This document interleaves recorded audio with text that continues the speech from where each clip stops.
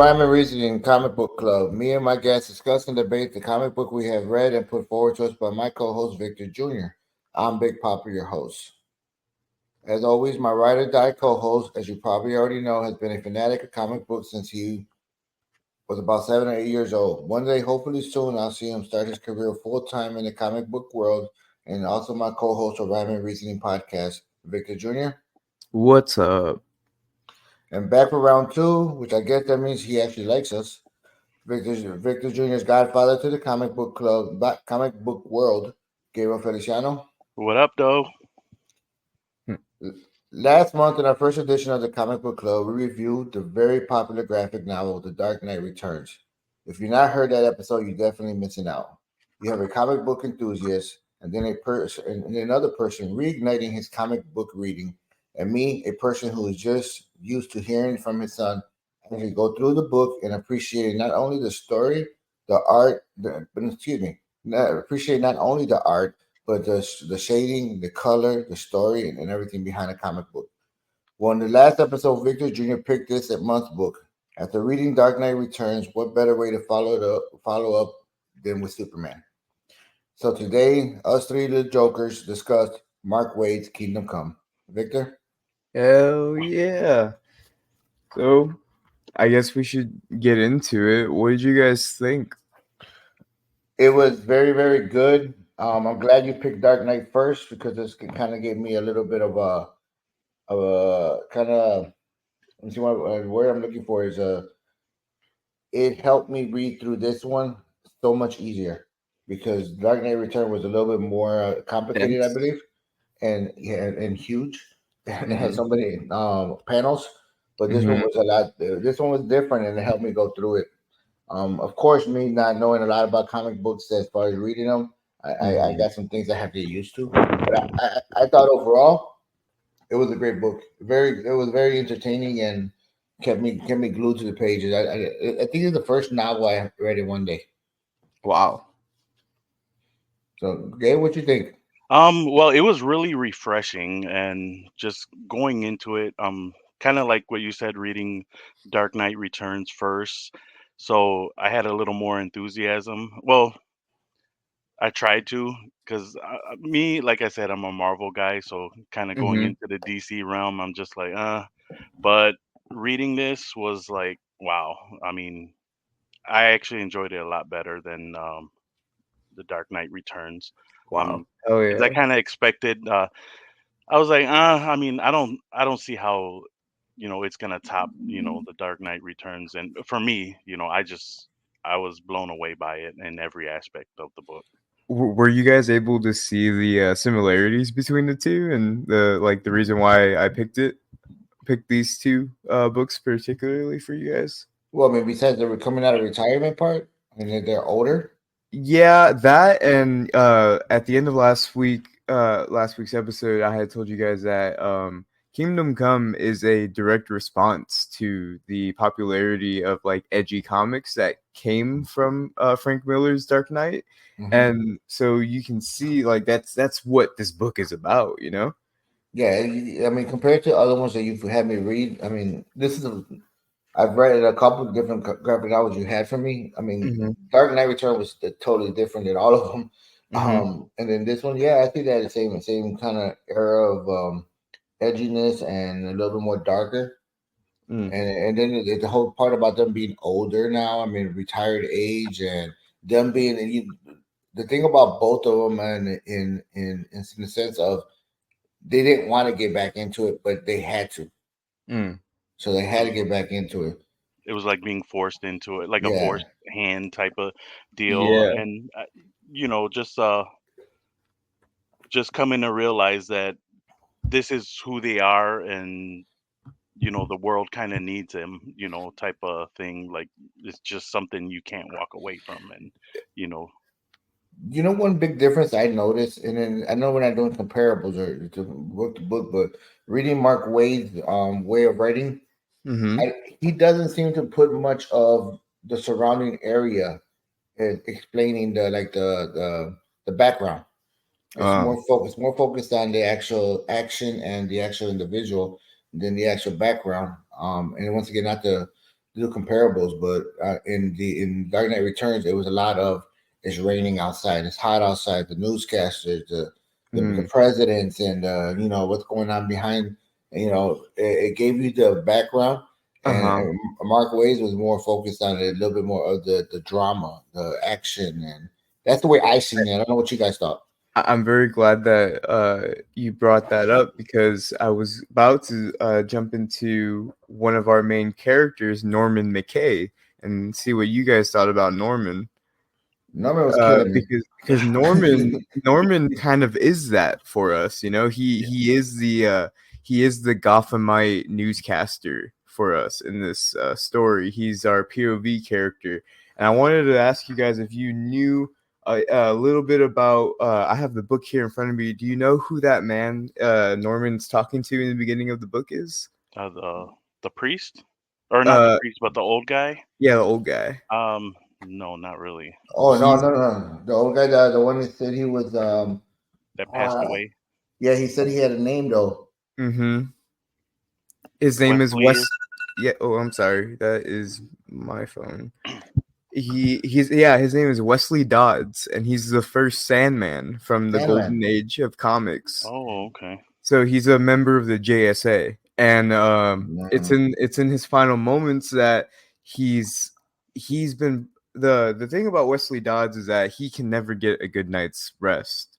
He is constantly plagued with dreams and visions of the apocalypse, and as the apocalypse is coming sooner and sooner, and Wesley Dodds' physical body is no longer able to, be able to carry out this judgment, he gives it to someone that he trusts, and that's Norman McKay.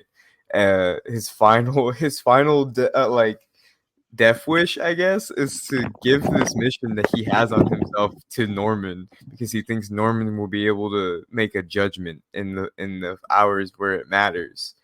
And so Norman gets given that gift by Wesley, and that's how the story kicks off. And I think it's cool as hell that the our guides through this story is the essence of Wesley Dodds' Sandman and the Spectre. What did you guys think about the Spectre? The Spectre was it was really good. One part it was really funny to me because he was kind of like, "That's not on me, that's on you." Like, I got nothing to do with this. Yeah, I completely. I when I was first reading this book, there was a point where I was like, "What is the Spectre doing?" Like he's just making Norman. He's just making Norman see all this, and it's kind of implied that Norman was taken through all this at one time.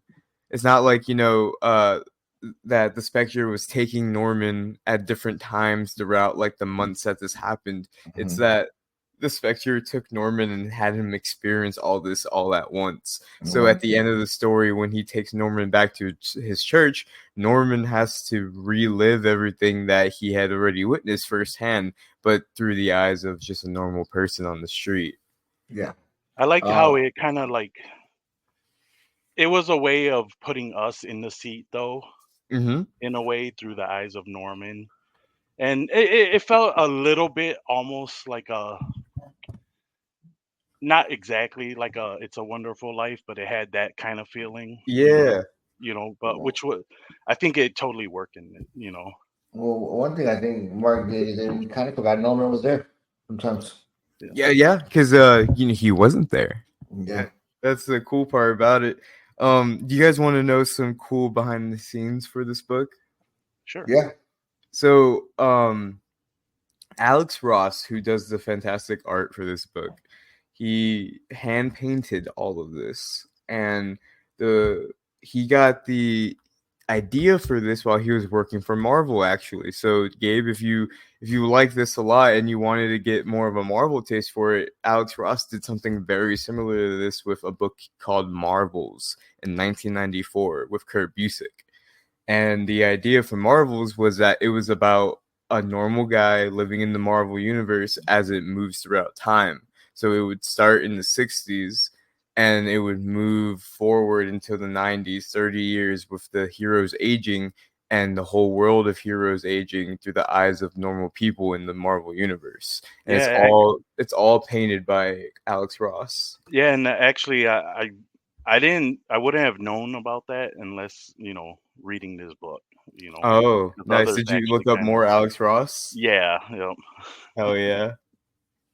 The Oh, original pitch was Twilight of the Superheroes, meant to be an epilogue to the DC universe. So Hmm. Alex Ross originally pitched this with a 40-page script, and he had pitched it to the head of DC saying, "Look, I want to do something like I did with Marvels over at Marvel, and I want to do like the end cap to this universe." And that's I don't know about you guys, but this is what Kingdom Come feels like to me. It Yeah, like feels the like end the of the end. how everything was supposed to end. Mm-hmm. oh yeah, And that diner scene kind of gave me that feeling.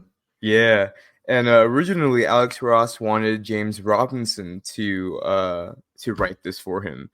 James Robinson is most famous for doing a lot of Justice Society of America books in the '90s. So he was very in tune with what the Golden Age was and what it means to be a Golden Age hero with those values. But everyone at DC was telling Alex Ross, "Hey, you should really check out Mark Waid. I think he'd be perfect for you. He's always good on his deadlines." At the time, I think Mark Waid was working on The Flash at the time, so Hmm. he was very he's very in tune with legacy and what legacy means for heroes. Because I don't know if, you guys know this. At the time, Barry Allen wasn't the Flash when Mark Waid was writing the Flash. It Hmm. was Wally, Mhm. and a lot of Wally's stories, like Terminal Velocity, have to do with like legacy. You get like 5 Flashes on the page at once, and you get to learn what it means to be a Flash through the eyes of different people. And I think in this book, we have the opportunity to see a lot of these legacy characters. We don't really get a lot of time to spend with them, but we get to see that, oh, this is Black Condor 2, this is Hawkman 2, this is Starman 5. I don't know if your guys' copy of the book also has like the list of the heroes and villains that appeared in this book. Oh Mhm. yeah, at the end and stuff. Mm-hmm. Yeah, that was pretty neat that they actually took the time out to do all that. For Right? people like me. You know, And and then oh, oh, go go ahead. ahead, Gabe. Well, I was just gonna say also with them, another reason they were recommending Mark Wade for this is because he had a vast knowledge of the DC history as well Mm-hmm. too. Like, and he was considered at the time also like not like a purist when it came to the golden age, but somebody that like they felt that would stay true to what Alex Ross was trying to do. And Yeah. And Mark Waid today is actually very involved with DC. He's kind of spearheading their big initiative going forward with absolute power. mhm. So you go to a comic book store and you see and you see that on the DC rack, you should definitely pick it up because Mark Waid is doing something. And he's just like with Frank Miller. Last time I had told you guys that he made a sequel to The Dark Knight, and it wasn't that great, or it's open to interpretation. Mhm. But Kingdom Come is one of those that Mark Waid has likes to act like he doesn't dip back into sometimes, but Mhm. he does. Actually, Gabe, one of the comics that you've bought me before that got me into comic books was a JSA book from Rogue Comics back in Mhm. the day, and it was written by Jeff Johns in 2003. And as an adult, I've gone back and I've read that series because I was like, oh, I remember the covers. I don't know if you remember those covers, but they had Alex Ross covers, and it was Alex Ross drawing the JSA. Yeah. And I went back and I read it, and in the 30th issue of that series, all of a sudden, Jeff Johns leaves the books, and Mark Waid comes in, and the JSA book becomes a tie-in to Kingdom Come somehow. Oh wow. And it ends up being that Magog and 2 other villains from this universe end up going into the main DC universe, and we learn a little bit more about the Kingdom Come universe, through that story. And I remember when I read that, I felt like I didn't need to because it had nothing to do with the Kingdom Come book, but it's just Mark Waid having fun with the universe.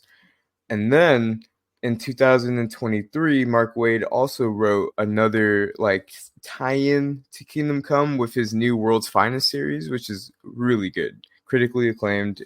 It's one of the best books that you can get on the shelf right now. But they also did a Kingdom Come tie-in. I haven't read that one yet, but I'm sure Mark Waid found a way to, stay true to what he has wanted for the past 30 years. So when was Kingdom Come written?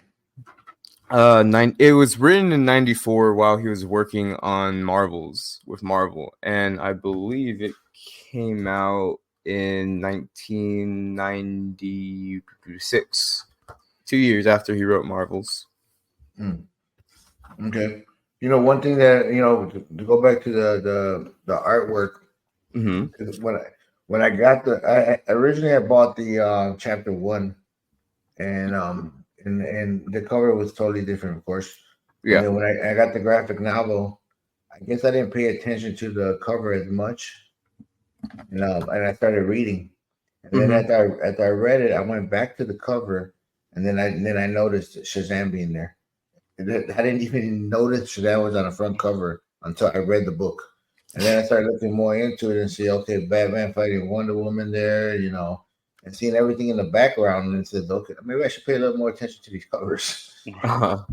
Yeah, because I was like, without knowing the story, and not to jump too far ahead or anything, but my first thought was like, what the hell's Shazam doing in in the main cover, like, Yeah. and then I was like, oh, I guess I'll find out, and but the artwork on it, man, it was just, I mean, just that, Fantastic. yeah, that was it hyper realism or Mm-hmm. something like that. I mean, but it felt like those old, um, I don't know, like from back in the day, like the Like posters. Norman Rockwell. Yeah, a little bit like that, or even of like "Welcome to the world of tomorrow," Yeah, like some World's like Fair type of, retrofuturism, sort yeah, of like a like. little bit of Art Deco to it. Also, I mean, Mm-hmm. it was Different. just, It yeah, it definitely has definitely was, different you art know, from and Black Knight. Frank Miller. yeah, Yeah, but it gave it like more of a prestige, like to go along with the story, because the story alone is just great, and it's backed by this, just nice, like, even a little bit of watercolored type art, Mm-hmm. and it's just like, man, I mean, it it feels like the Superman of graphic novels almost, sort Mm-hmm. of say, like just, It's kind of got that perfect yeah, likeness to it. yeah. Speaking of the story and not jumping ahead, let's jump ahead a little bit and let's talk about a little bit about the story. We get to see this world through the eyes of Norman McKay at the beginning, all the way up until Wesley Dodds dies and passes on this curse to Norman. And throughout the book, we get to see passages from Revelation at the beginning. I don't know if you guys noticed, but at the beginning and the end of every book, there's passages from Revelation. Hmm. Which admittedly, I know very little about the Book of Revelation, but I know it has to deal a lot with like the apocalypse and the things that happen after the apocalypse starts. is that what that was? Yeah, Okay. and I just Mark thought it was notes. Mark Waid, while he was writing this, said that he was trying to write the story, and then as the quotes from the Book of Revelations became like apparent to him, then he would add them. That he wasn't really writing the book around these quotes from the Book of Revelations. That they were just coming as he was writing them, and he was adding them as they go.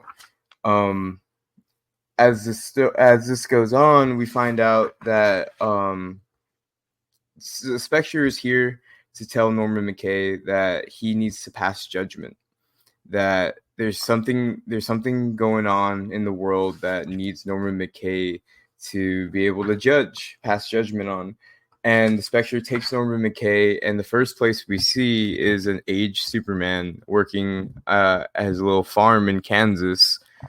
And we find out that in this world, Superman retired 10 years ago, and basically isolated himself from the world and started, doing his own thing. And who do we see come and, try to talk Superman back into the world? It's Wonder Woman. What did you guys think about? We'll skip ahead, of course, because we've already read it and we can talk about it. But what did you guys think about the reason why this Superman went into retirement? Let me, if I understood the reading correctly, is did Lois get killed or his Yes, mom? Lois. Okay, because they never really said Lois, did they? They said the woman. I think they do mention it. Yeah. I might have missed that part because I kept thinking like they talking about this because you know how close he is with his mom. Everybody knows Superman's a mama's boy. But I guess I didn't guess that. But yeah, it's because Lois got killed, right? Yeah, so the Joker went on a killing spree in the the Daily Planet. And he had moved to Metropolis too. I think one reason why he was there. Yeah. Joker. He killed like 10 or 12 people at the Daily Planet offices, including Lois Lane and Jimmy Olsen and Matthew Perry, which is our, the main supporting cast for Superman books at the time. Again, mind you, this is after a whole decade of DC doing the death of events in their stories. So they had just done the death of Superman. So mind you, like 2 years before this book came out, they did the death of Superman. A year before this came out, they did Nightfall, which is where Batman gets his bat broken by Bane. And I think a year after this, they do a story that's kind of like the death of Wonder Woman, but it's not. This is exactly what they're used to, like this kind of violent like stuff going on in their books, and this is what Mark Waid is reacting to. But yeah, so the Joker kills Lois Lane, and when Superman goes to court because they're going to pass judgment on the Joker, Magog comes and kills the Joker and completely unravels Superman's whole identity, essentially, like what he feels about judgment and justice. And you see that as a theme throughout this book, and why Norman's so important is that that's the day that Superman lost his judgment. He started questioning if he's really a god to these men, or is he one of them. And there's that speech at the end of the book when Norman's talking to Superman, and he goes, "You completely lost your judgment the moment you realized that the super was more important than the man." And yeah, so Wonder Woman comes around and is like, "Dude, you need to hop back to it. The world is a lot worse off than you left it." Clark, who at this point he's not going by Clark. I don't know if you guys caught that. Yeah, he gave up. He renounced his human name. Which is not a good sign. I didn't catch that. No. Yeah, so he stops calling himself Clark and he goes by Cal, his Kryptonian name, and that's that's when she kept saying Clark. I mean Cal. Yeah, like she kept correcting herself. I noticed that in the book, and I was like, "Damn, talk about detail." Yeah, and then just the whole, like, when they're at the farm, and then you get that first glimpse of Superman on top of the barn with the planks of wood on top of him, and he's like repairing it. I mean, it's like Jesus Christ. It's like little subtle things like that as well too, that just kind of captures you along the way, aside from the story too. So in the story, they said Kansas was destroyed. Yep. And this was by the Magog too, or was it somebody else, or was it him? It was a fight that was going on in Kansas that Magog was at with his like little Justice Brigade or Justice Battalion, I think they called them. And I think what ends up happening is that they're fighting the parasite. Yeah, they were fighting the parasite, and the parasite split Captain Atom in open. So he split an atom, causing like basically an atom bomb with the atom. I think the straw that breaks the camel's back and forces Superman to come back from retirement. He has that moment like how Bruce had in The Dark Knight, where Bruce is looking out watching TV, and he flips through the channels and he gets flashed with the mark of Zorro, and it just brings him back. Clark has the same thing, but all it takes is him to see Kansas the way it is. And he originally tells Diana that there's nothing he can do. Go back to your island. And that's the thing too. Did you guys catch what happened to Wonder Woman in this Yes. universe? She Yeah. was dethroned. Yeah, she was stripped of her royalties, and yeah, I think Outcast. they say that like they unheritaged her, or they took Mhm. away her heritage, so she couldn't even claim to be an Amazonian anymore. Nope. She didn't do her No. job quick enough. Yeah, I thought that was crazy. Yeah, she was past judgment on, they Yeah. actually passed judgment on her that she failed basically to uphold, You imagine that HR meeting? Yeah.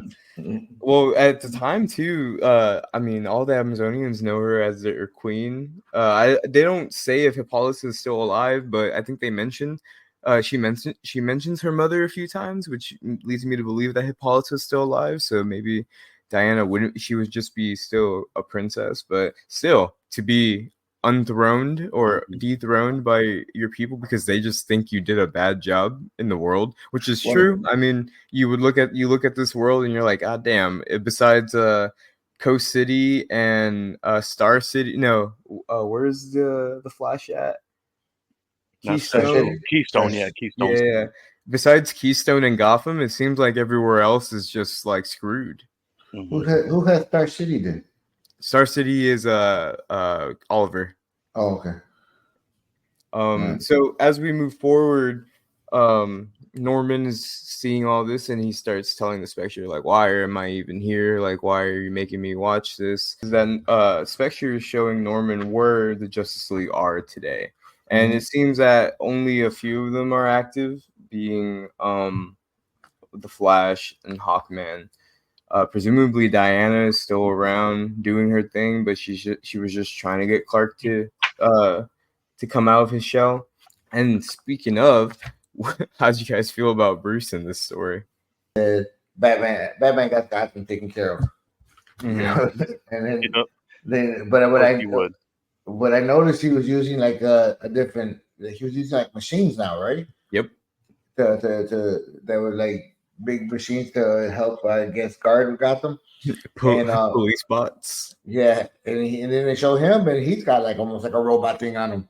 And I Yeah. was like, okay, this is the older Batman, but I guess he got thrown from so many buildings, and now he needs help. That's the way I Yeah. took it. And then to go off on something else, but I forgot what with the Flash, you know how they always have some type of collaborations with other like, DC shows and stuff like that, where Mhm. they had the guy that Kevin Connolly, or I can't pronounce his last name, the voice of Batman from the animated Oh, series. Kevin Conroy? Yeah, Conroy, yeah. Where he played Batman, an older Batman, but he actually had that whole, the what was helping Batman pretty much stay, Oh, the like spine raw. suit? Yeah, he kind of had that in one of the um like mini series that they. I always heard that in the CW miniseries, Mhm. like in the Yeah, CW shows, that they had like Kingdom Come references, yeah, and like especially with the Superman suit, apparently the S with the black in the yeah. background is something that they use in that. I've never seen it. That's cool as hell that they reference it. I mean, I was very into the Arrow and Flash. I didn't get to see the final two seasons of Flash, but I wouldn't have known if they referenced it because I mean I never read it before. Now, if I go back and watch it, which I'm gonna go back and watch the last two seasons of Flash because they say Flash, I guess, actually dies in this, um, which is supposed to happen, right? And I want to go back and see it, and see, if they do any referencing, it'd be kind of cool now that I've read, this, and they go back to it. So I guess I understand more, Vic, of what you and Gabe go through when you guys see something on the big screen that you've read. Yeah, It's Yeah. kind of it gives you that little bit of a different feeling, like, yeah, I read that. Yeah. or that you have a little bit of insider knowledge. Exactly, yeah. Oh, that's from that book. Okay, but that didn't Hmm. happen in that book, but that happened in the other book. Because I mean, and this is two different worlds. I mean, so far we've read two books, and in the DC universe, and we're literally looking at two different worlds. Hmm. I mean, in Dark Knight Returns, Batman was retired, and because of what happened to Dick, not Dick, the Jason. Robin, Jason, and Superman was still very active. He was stopping nuclear bombs and doing all this stuff in the United States, He right? was Reagan's boy. Yep. Yeah, and then we go to this universe now, and it's like Superman's like fuck the world, and I'm just gonna sit on a farm and be salty with the whole world. Right. And Batman's active, Mm-hmm. with machines, but he's active.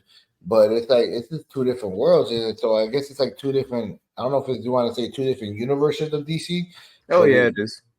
so I mean, so when you go watch like a movie and you see something now and you say they mix the universe, I can understand why some people go, "What the hell? Why would they Yeah, do that?" You for know. sure. But there's so many universes though, so many different versions of all this, right? Mm-hmm.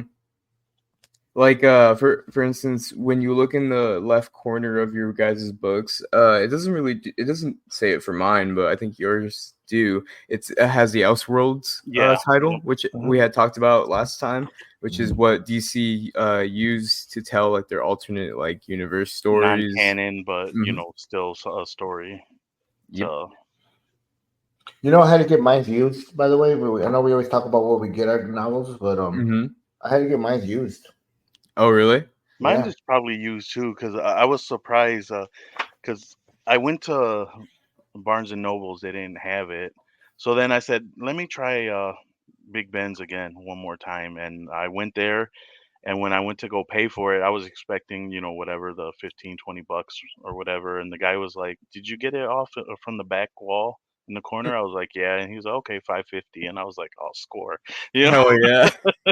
I, I, so I Who's got a your discount and bought local, you know. hell yeah. I So actually paid 20 for mine uh, Really? off Amazon. Yeah. Nice. And I mean, and it wasn't very easy to find. I mean, it was Dark Knight Returns was a little easier, but Mm-hmm. this one wasn't. And when I went to the local comic book store here, he said that he goes, it's not what we usually have a lot. You have to order it, but it'll take a couple weeks. Mm. So I was like, okay, well, I'll just order it online then. And but I mean, yeah, I got it used. So on Amazon, if anybody else wants to purchase it, Amazon and Kingdom Come. I mean, and just so everybody knows as well, because I mean, I always have this trouble when Vic says, "Let's get this book." Is that you go? Let's say you go on Amazon, you go on the internet, and you type in the name of these books. Well, there may be 3 or 4 different pictures, so you don't know which one you're actually looking for. So the Mm-hmm. Kingdom Come that we're looking for that we read today is the one with Superman getting ready to punch the shit out of Shazam, and Shazam thinking he's gonna get Superman, which I think Superman can kick his ass if you ask me. Um, and then above him you have Batman fighting Wonder Woman in like one of her different outfit. That was a different outfit she had on, right? Was that like a Oh, different version of her? you talking about Wonder like in Woman? issue 3? Yeah. In the when they finally go to the ultimate battle. Oh, that she's just wearing like eagle armor. It's actually Oh, a play off of one of Norman's vision yep. where you see an eagle fight a bat.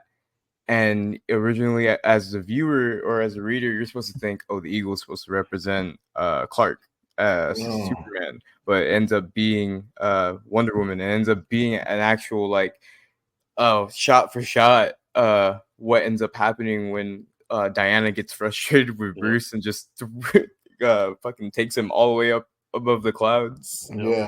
And then in the background you got a bunch of other superheroes fighting, but And you kind of see that armor in Wonder Woman 84. That was like kind of Yeah. their nod to to the Kingdom Come also. I mean, it's been used in other you know stories as well, but at least that's yeah. what. And to push us a little bit forward, where we are narratively, Cal ends up coming back, and he stops a tram, a Metropolis tram, from being I don't know, fallen into the water. There's a group of heroes, including 666 and the Joker's daughter. Those are the Hmm. only ones I know whose names are. And Clark comes in and he, shows himself back off to the world in his new costume. And as Norman's looking at him, all he can see is the vision of apocalypse. Yep. And Like it's that Carnage. and it's that panel that we know because we've already finished reading. of Superman being angry because Billy was only able to save a few people. He doesn't know at this point where this frame is that a few people survived. All he knows is that everyone in the metahuman community is dead. And it's seconds before he launches into the sky and goes to the UN, and he has every intention of killing those people. Yeah. Mhm. And then So just to go back on, like, kind of, that Superman's back, that image of, like, where he says, um, the threat of Not a wind, Armageddon a hasn't blur. ended or something, but that picture Oh of yeah. just Superman hovering up above, and he's got, both of those two villains in his hands, like, Mm-hmm. like classic, always that scene of like Superman's back, kind of like Yeah. there's always, you know, in every like Superman story where he kind of goes away and then comes back, it's always something similar to that too as well, Yeah. and it just because works every time too. In this scene, it works like really well because Norman and the Spectre are watching Yeah. this battle go on, and then Norman goes, "Don't you understand? If any of us are to survive, any of us, now more than ever, we need hope." Yep. And yeah. then, as soon as he says that, it goes to the next page turn. This is when I think this is when page turns are used really well in comics. Like it just works so well. It goes, and suddenly there was a wind, and you see the blue and red Yeah. streaks. No, not a wind, a blur of motion, bending the steel of their weapons and changing the very course of the mighty river below. Even before the bystanders freed themselves from the cable car, they knew. We all did. We knew and remembered. Look up in the sky, and Mhm. you see Superman, and it was this happy moment is ruined by Norman's vision that Wesley Dodds fucking imposed on him. Like So the the old man wasn't crazy. in this story, but Superman was retired for what 10 years? Yeah. Yep. Okay. Been And in 10 that years. 10 years, it gave heroes like Magog, who had their own source of vigilante justice, to come through and Mhm. become more popular. So the idea that Magog murdered the Joker and then was acquitted of the crime of murdering the Joker now puts a new kind of status quo on the superhero community, that if they are more violent and their ends will justify the means, essentially Right. is what's Cool. going on. They even And had a poll in the papers too, where people yeah, like how they felt, 70 about the. percent of people felt Yeah, like the dog agreed. was right. Yeah, I and it was mean, just but what the hell? This is 2 books in a row that they killed the Joker. I'm kind of feeling like this is against the world against me here. Well, it's the world against the Joker, and As um as I sit in my TV room with Joker posters, Joker masks, Joker action figures, and Joker bobbleheads, and and we see after that vision, Norman has that realization because he was under the impression that as if Cal came back, the visions would stop. yep, It's obviously the opposite. Dear God, the threat of Armageddon hasn't ended. It's just begun. yep. And well, then, okay, go ahead. Gabe. And oh no, just saying that, not to like really jump, but then with the next chapter that kind of starts, you got that vision of Superman and the Justice League coming out of yes, the Statue the of Liberty, yeah, the torch the on torch. fire and stuff like that, and then you see in Norman's eyeball like the vision of it, like that close up, Mm-hmm. which was just Which is really cool that you brought up because it's one of those things that Mark Waid and Alex Ross were taking from the Book of Revelations hmm too. The idea that I saw the seven angels which stood before God, and the other yeah, angel came and stood of the altar having a golden censer. The idea is that God comes down with his seven angels after the apocalypse starts in Revelations. In this case, we see Norman watching the heroes come back together. And in this particular instance, one of these vigilantes who doesn't like immigrants is at Ellis Island at Statue of Liberty, and he's shooting at immigrants. That's yep, it. That's what he's doing. No one's stopping him because he is a hero. He is the one that you would call to stop something like this, but yep, he's just having a fucking total breakdown, and he's shooting at immigrants arriving on Ellis Island, and that's when the Justice League reappears, and we see Superman, Green Lantern, Diana, we get Power Girl and Wally West is the Flash, and I don't know who that top guy is. Not too sure. I'm sure they, actually have it written down somewhere. The name of all listed in the bag. Oh, it's the Ray. That's who it is. Oh, okay, yeah. It's the Ray too. Hell yeah, cool. It's the Ray. That's a weird. It's such a I don't know, a prize pick, I guess. Yeah, and then it's the same picture with them coming out of the torch, but then this time it's like another great picture, another visually stunning, you know, page. But then Composition by Ross. it's like they're coming down from heaven, kind of like Yes. the whole metaphor of the angels coming down with God, and then you see like the clouds and the sun in the background too, and it's just Hell yeah, which is one of the common themes in this book is as humans we have to be let alone and like to work amongst ourselves.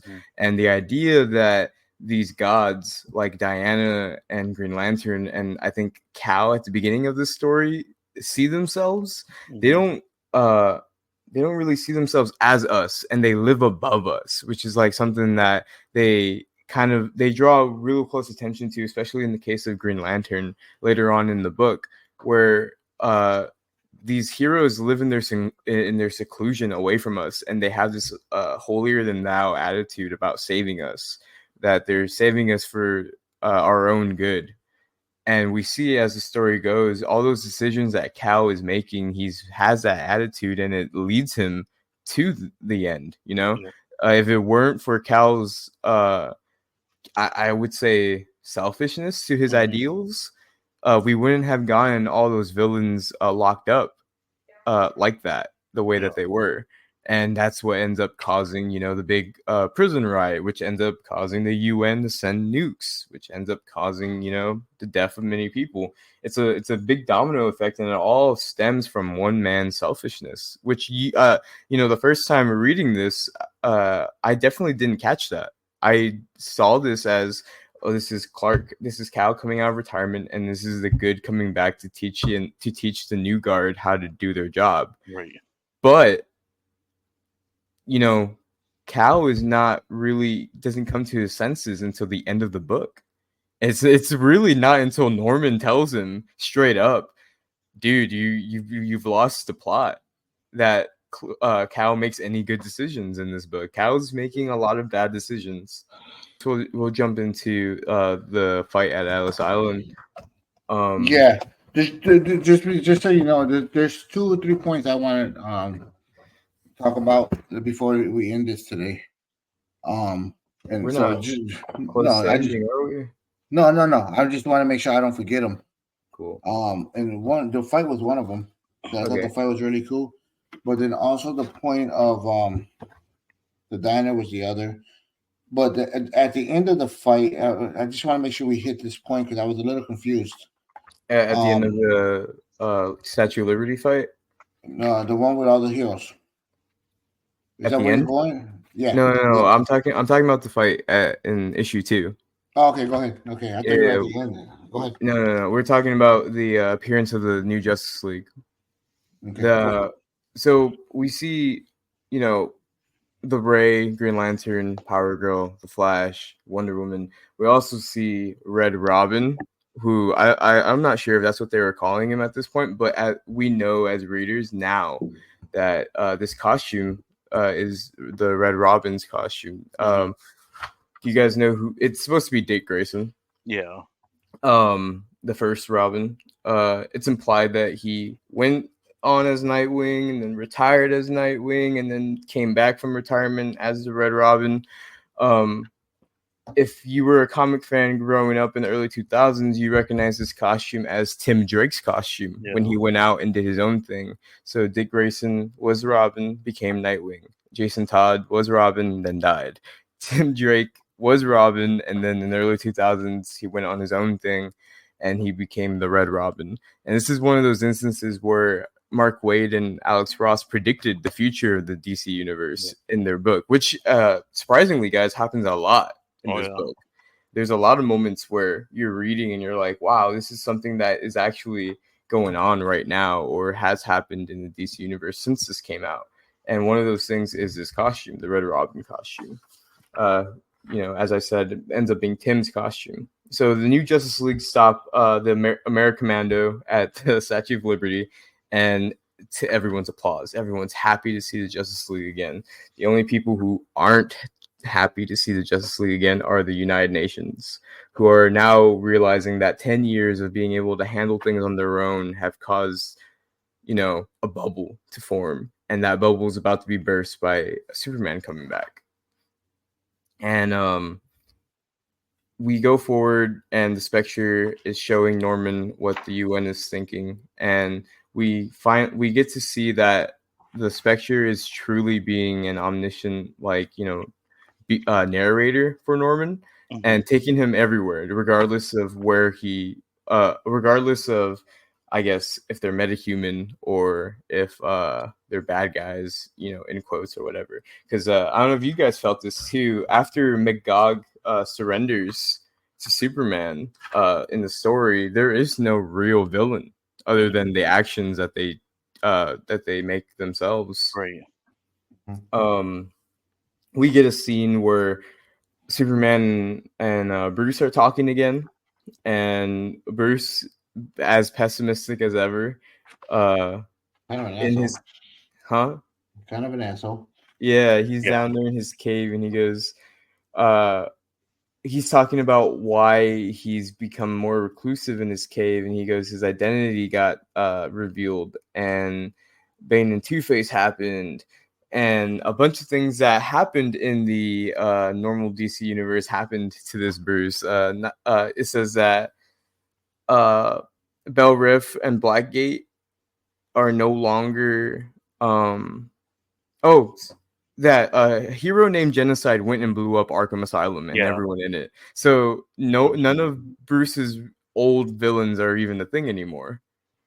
Not to mention Bell Rev, Prison, and Blackgate, not an action I'd condone. So assuming that happened to Blackgate and Bell Rev too. So even the older villains from their generation are no longer a thing anymore. It's just the old guard and whatever new weeds, are sprouting. And we move forward and we get to meet the people. I like how Cal has super hearing and X-ray vision, but he never knows when he's not the only one in the room. So right after he leaves Bruce, we see 3 people appear, and it's Oliver, Dinah, and Ted Cord. So we get the Blue Beetle, a Green Arrow, and Black Canary, and they come out, and we get a little bit of what Bruce has been planning this whole time, which is to have like a counter Justice League, because if anyone's gonna put Superman in check, it has to be Bruce, right? And Batman wouldn't be Batman without his some type of think ahead prep, type of scenario, always ready, straight up. And we see, I think issue 2 is mainly like a little bit of a world building issue. We see the Justice League forming again. We get to see them fight and them being heroes. But most importantly, we see like the new Legion of Doom essentially forming. And it's just Lex Luthor and a bunch of older villains just being bitter. Like super bitter, because we know as the reader that this ends up going nowhere. Like in the next issue, Bruce is able to sniff out what Lex is doing to Billy, and this all ends. Yep. I think they call it Batman shows up, right? Huh? That's when Batman shows up at that meeting, right? Yeah, the Liberation Front or something like that. Yeah, the Mankind Liberation Front. Yeah. And we see a few people at this table, and I want to mention one of them before we go. To the right of Luthor, when he sits down in that panel where Norman and the Spectre are behind him, there's a guy to his right. That is supposed to be Iban Wayne, and he's supposed to be the son of Bruce Wayne and Talia al Ghul, and this is the character that was created for this story. And 10 years later, Grant Morrison would take from this and create Damian Wayne.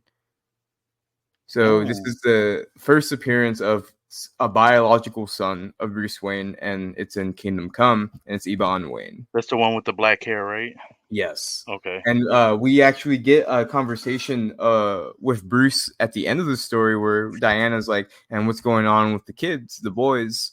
And he talks about Dick, how Dick is being taken care of by his daughter. I'm not sure if her name is Nightfire or Mhm. Starwing or something, but he has a daughter with Starfire. Oh And yeah, in that's that right. final battle, Dick gets hurt, and there's a before the bomb shows up, we actually see his daughter taking him away from the battle. Yeah, So when the bombs do drop, we know, oh, at least Dick Grayson's not dead. yeah, But we go forward and we see these new villains hatching a plan. They don't like what's going on here. They don't like that Superman's coming back because I think they're just old and bitter. They actually don't. There's nothing wrong with what Superman's doing until he starts putting people in prison. I think. I don't know if you guys feel the same. yeah. Like I mean, they kind of it's kind of like that whole like the conspiracy theories of the one percenters. Kind of they need like the bad stuff to happen to to Mm-hmm. profit off of it, and Uh huh. that kind of puts like a wrench in their plot. And in the middle of this meeting between all these supervillains, we see someone come in and I guess start shaving Lex Luthor, and it's revealed to be Billy Batson. Or Mhm. at this point, we think it's Shazam. And the Spectre says, "The captain of lightning and thunder, come, we have spent so much time wallowing in sin after being with these guys for so long." And instantly they move to like this little like underground like little bar where all these vigilantes hang out. And Superman appears, and it doesn't look like a place that Cal would ever step foot Mm-mm. in. I'm talking, this is a guy who orders milk at the end of the book when he Yeah, goes to the Mhm. restaurant. He would never be here, but he's here to meet this new generation of heroes at their level, to show them a little bit of respect before the days come, you know, the days that we know are coming come. And he tells them, you guys have been running the situation for like 10 years now. um it's time that you guys learn a little bit of rules. And almost everyone is looking back at Superman like, ain't it past your bedtime? Like, what yeah, is this? I know one of them even says, what does the S stand for? Senile? yeah. And actually the one who says that gets punched by he's in the JSA. I think he's the grandson of the Atom, and Al Al something. I'm sorry, but he ends up being Contagion, a hero in the '90s, a big part of Jeff Johns' JSA. But anyway, Superman's talking, and he goes, "I'm here because the world's in bad shape, and we have a lot to do, and not a lot of time to do it in. I want you to join the League willingly. Before you do, you should know that we have rules. Heroes act in a certain way. This isn't it. Those of you who take up with us willingly will be expected to be as responsible as you are powerful. You'll be expected to behave better. Those who don't will be dealt with." And I because it becomes such an important topic later on, what do you guys think about this absoluteness of the approach to being a superhero? Do you think it's a little bit like forced on? Is it the Well, it's right like way join to us go? or be locked up or something like that. Yeah, That's yeah, what it yeah. kind of like. I Like, mean, you gotta have a level of some rules. You know, you can't. Yeah. You're not. You're just a bunch of people running around doing Well, whatever as you want. being keepers, like what he's trying to apply, like you guys are supposedly keepers of the peace. You gotta hold yourselves to a higher standard. Kind of like, how law enforcement's supposed to be, like yeah. be held to, and you can't just do what you want. But I just want to add, I don't know if it is him or not, but is that a fat Lobo in I, in this I part of I was about to bring it up. I think it is supposed to be like a fat Lobo because well, not fat, but like the years haven't been too well on him On which one?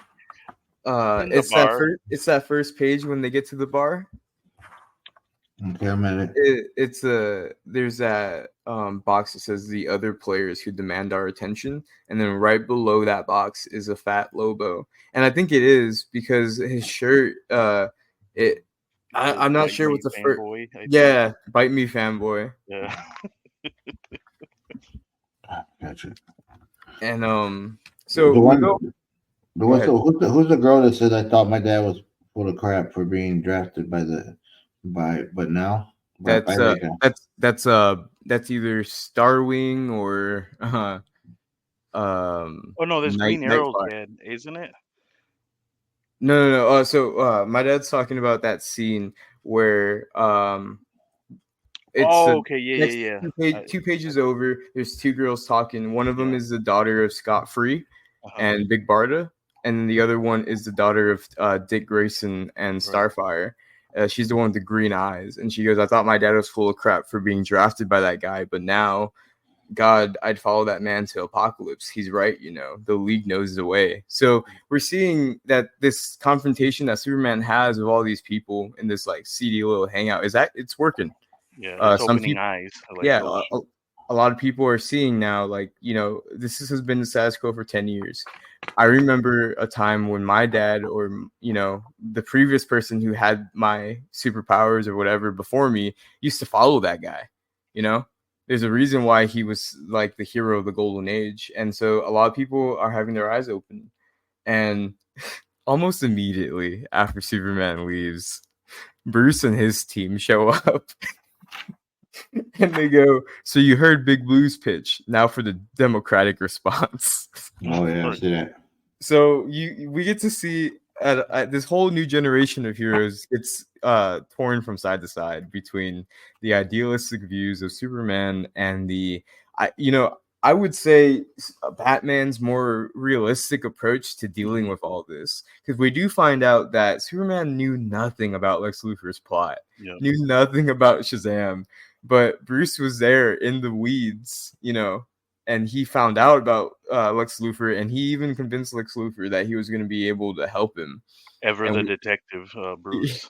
yeah, and I think it's cool that this new generation we get to see a little bit of divide going forward. And I like to mention that as Norman's narration goes on, he's still not okay with this vision of apocalypse that Wesley Dodds forced upon Right. him.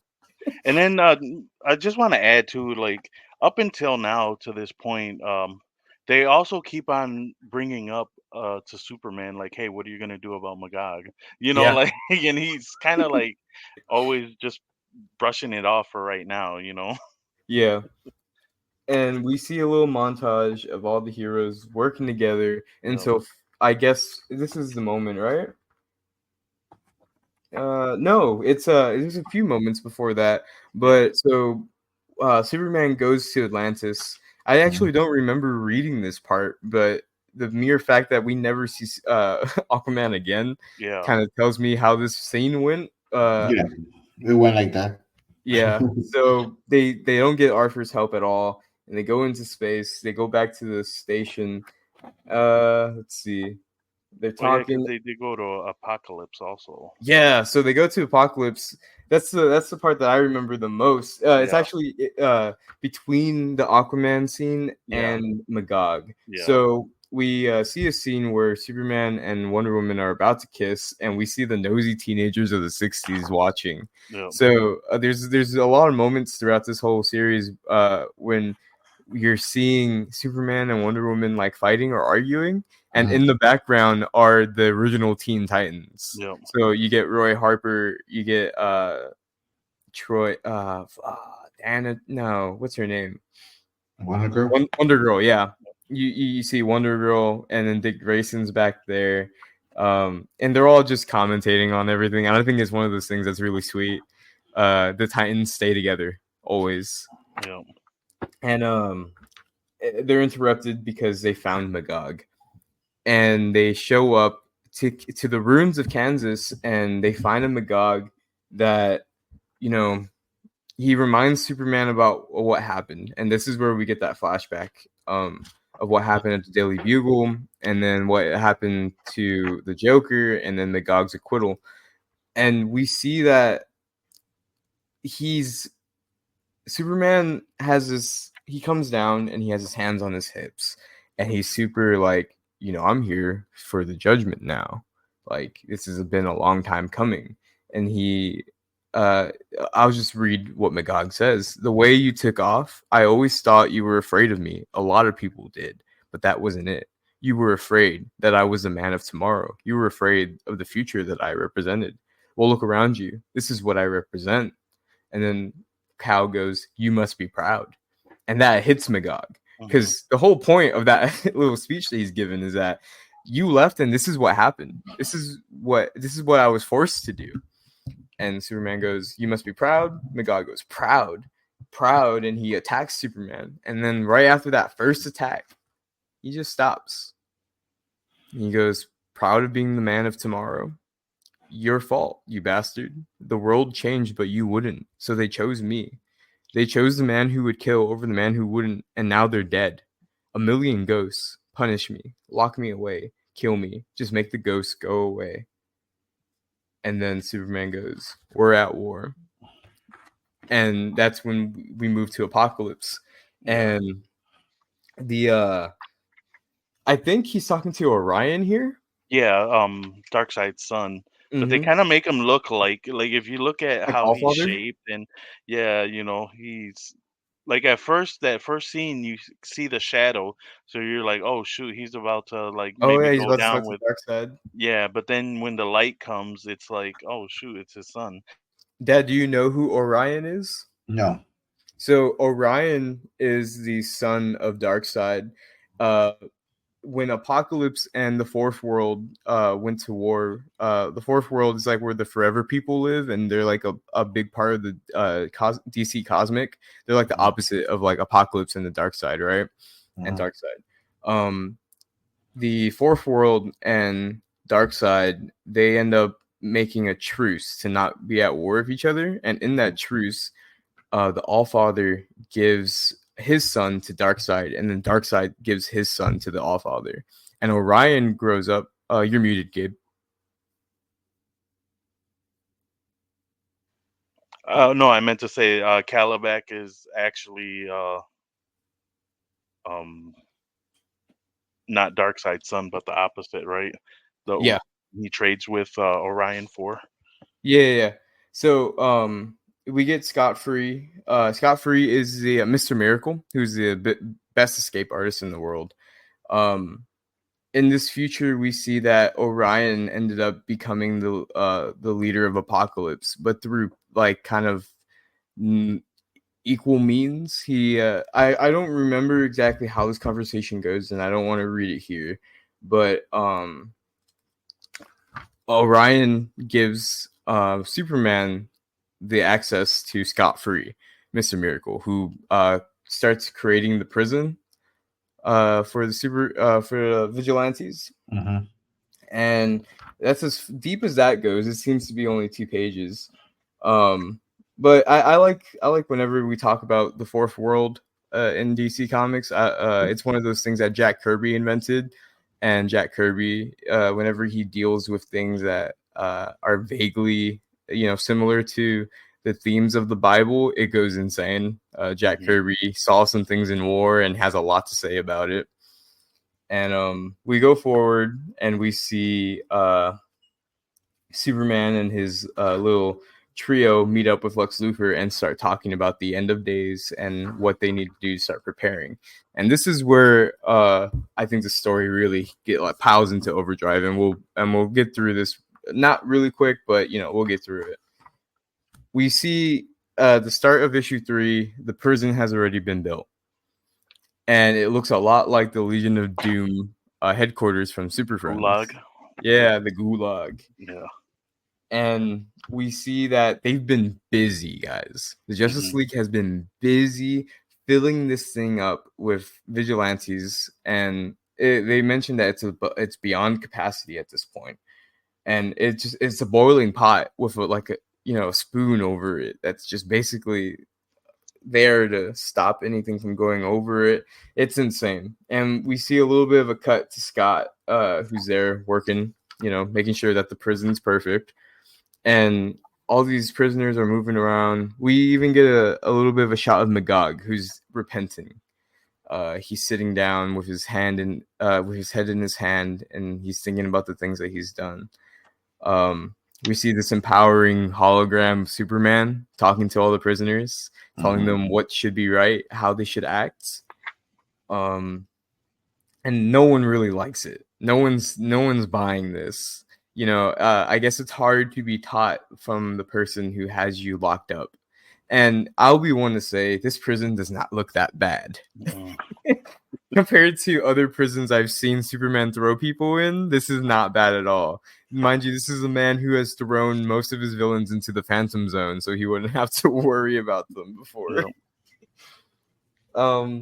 And moving forward, Adam Strange comes in, and he reminds some of these villains why they're in here. Because they get a little mouthy. They start acting like, who are you to tell me like what I need to do? Like, who are you to lock me up? And then Adam Strange is like, well, I'll tell you who you are. You've hurt unarmed civilians, and you've worked recklessly with your powers. So this is why you're gonna stay here. And we get a little bit of a shot where it goes, conflict escalates, and I think Von Bach, one of the major players, he starts fighting against Adam Strange. They all just start fighting each other. And then we see that Luthor and everyone, they've been watching this, and they know the situation at the prison. It seems everyone knows the situation at the prison. And finally, we see Norman and the Spectre talking as the celestial beings of the DC universe are talking about, what's going on Earth. And we get the sense that there's a lot of virtue signaling here from these people, in the sense that they claim to want the Earth's best interest, but like not really. They want to because they feel like they should, and that they have the power to. And so they send people like Hal Jordan or the people from the Fourth World, the Forever People, to Earth, and they leave it at that. They say it's no longer our responsibility after we've sent our people that we know should be able to stop this. Like the Guardians of Oa can stop a lot of the problems that are going on Earth, but would that be right? Would they have the right to do that? Because part of what we learn about humans in this universe is that they want the ability to choose their future for themselves. Leaving it up to an alien, you get people like Lex Luthor who don't trust Superman, or are always going to be there to snap back at his plans. People like Diana, they go into seclusion and they decide when they want to help, or if they're helping too much, which is something is great that we get to jump to Diana here. How do you guys feel about how Diana was portrayed in this story, and what she ends up being for Cal and for the New Justice League? It was different for me because I I remember the Wonder Woman from the 80s, and I wasn't big in comic books, but I just remember a certain version of her. Mm-hmm. So it was a little different. She was a little more humble here and also trying to motivate. So it is different for me. But I feel like it was also the kickstart of that whole still proud, like Wonder Woman, more assertive and more like, I'm kind of like badass, where she's, Was this before the famous kiss or no? Or after? What are you talking about? The famous Superman Wonder Woman kiss. It probably happened way before this. Okay. Because the kiss in here, right? It must have happened way before this or way after this, because as far as I know, the only woman that in canon Clark has kissed is Lois Lane. Yeah, I remember it was one. There's a famous cover page of them kissing, right? I don't know. Yeah, that's why it kind of threw me off when I seen them kiss here, and I was like, this ain't the one they talked about, is it? So anyway, back to the story. Well, we get to see Norman and the Spectre listening to this conversation between these like gods of the cosmos. And we see a character pop up that I don't know if you guys are familiar with, and I'm vaguely familiar with, Dead Man. No, I didn't know who that was. I know I seen the skeleton guy, right? Yeah. Do you know who Dead Man is, Gabe? No, not really. So again, I vaguely know about him. From what I know, he was a daredevil, like he says, and completing one of his daredevil acts, he gets called by a higher power, and for the purpose of the story, he is just a being that also is going through the same things that Norman McKay and the Spectre are going through. There are tons of people in the DC universe whose powers are revolving around like fate and destiny and being able to watch things unfold. And Deadman and Spectre are in that category where they can't really interfere with the world, but they can watch it and observe it. And that's kind of like their cross to bear, so to speak, where they have to keep watching humans make the same mistakes and people make the same mistakes. But we see here that Deadman kind of has like a cheerful disposition about this whole thing because he knows how it's going to end. I assume. I think the Spectre and people like Deadman, they know how this is all going to end already. The Spectre just needs Wesley's spirit in the form of Norman to also be able to pass judgment on what's going on. Because they mentioned that the Spectre and Wesley were like really good friends before he died, and so was Norman and Wesley. So that connection is always there. And we move on from that conversation to I think one of my favorite conversations between Cal and Diana on top of the watchtower. Mm-hmm. Yeah. And they're skipping rocks on asteroids.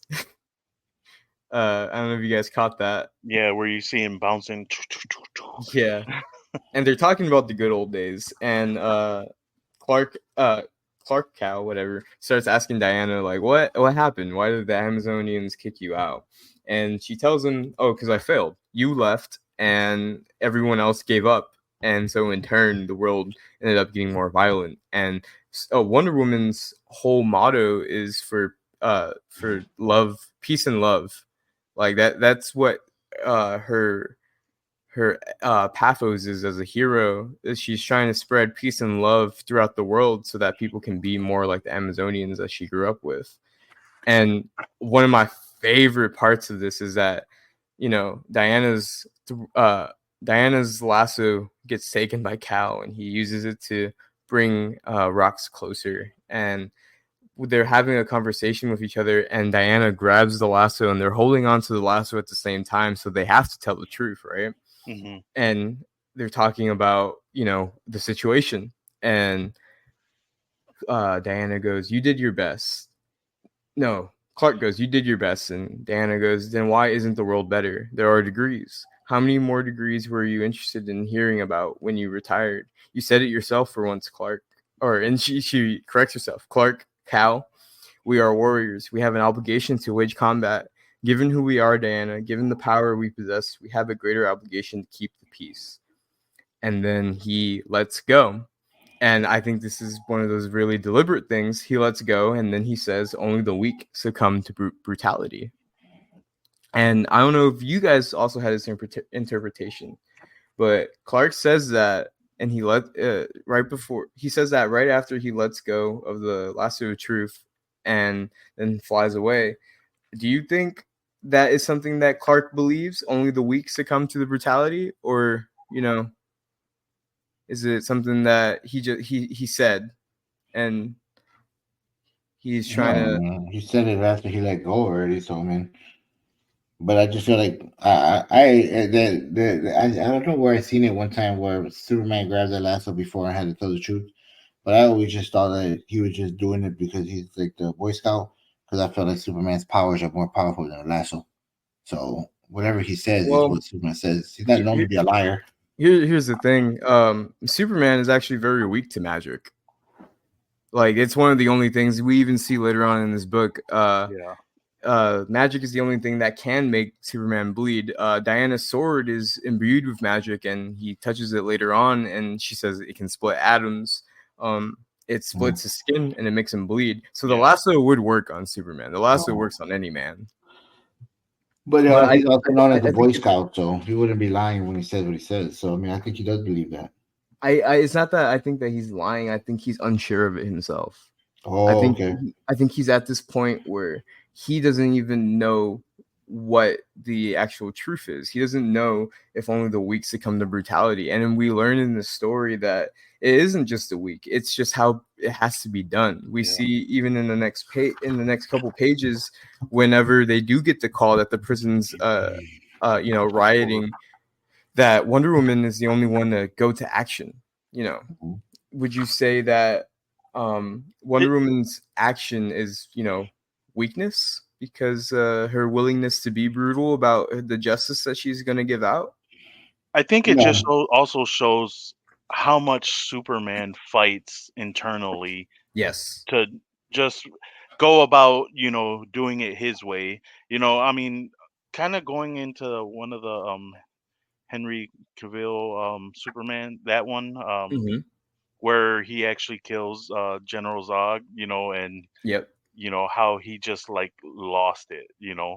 because he was forced to do something that he Hmm. deep down is just against, that he doesn't, I mean, and it's not that he doesn't, he basically, it's not, he chooses not to do that way because he wants to like show that, like, yeah, I am somebody, like, you know to a point better than, a lot of the humans and stuff like that, But I but he still wants have to, my yeah, he has values. He doesn't want to show that he, is all might. yeah, that I am human too with you guys Mm, also, that's the side of Superman's humanity as well.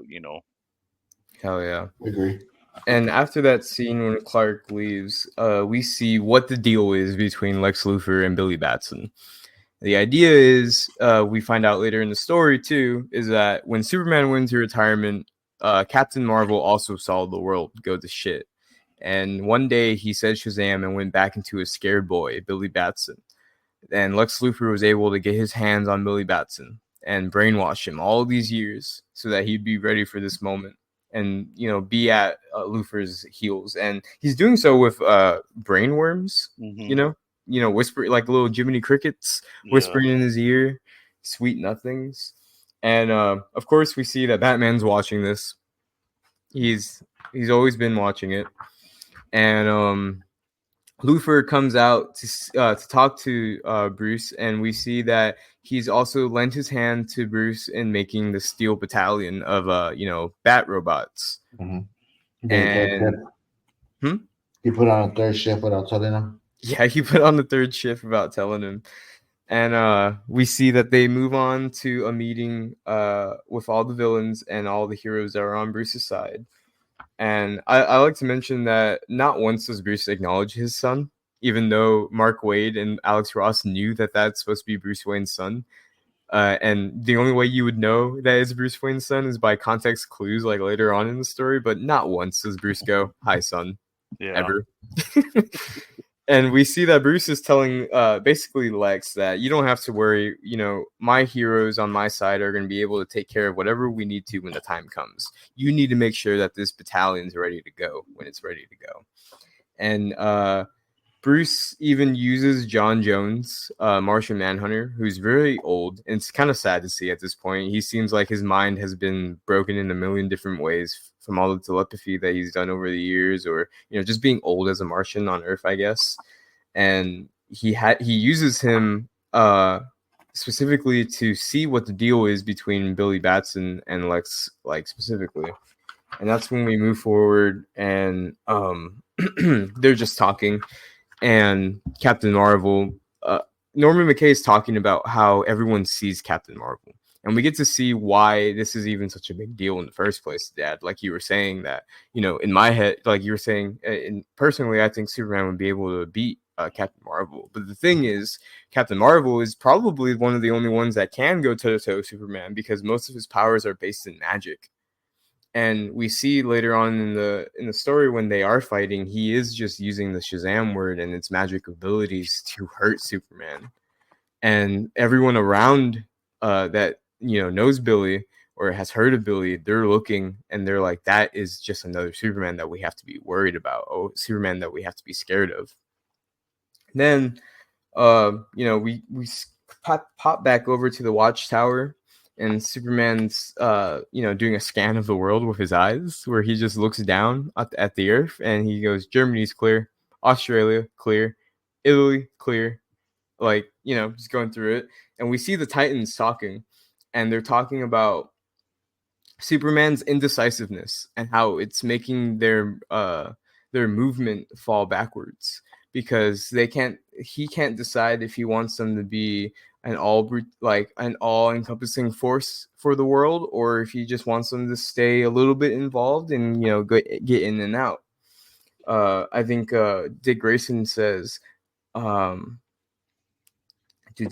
throwing Vaughn back in that cauldron is like poking a hydrogen balloon with a match. Superman's prison is a pressure cooker, enough as it is. He thinks he can get everyone to behave like they did when times were brighter, but even he can't turn back the clock. So tell him.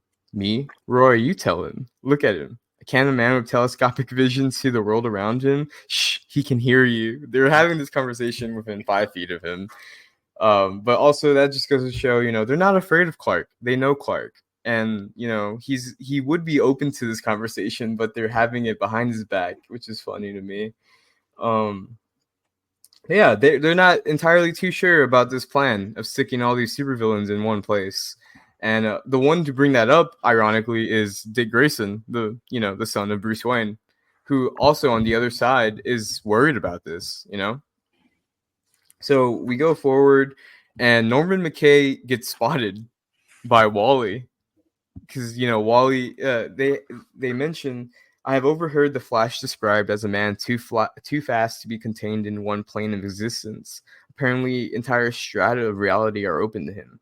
So settled am I in my role as Spirit that I have forgotten that fact. And Wally West grabs Norman and brings him into where everyone can see, and we have this moment where the Watcher is finally being watched by everyone. Norman's just like, I've been seeing this whole thing go on.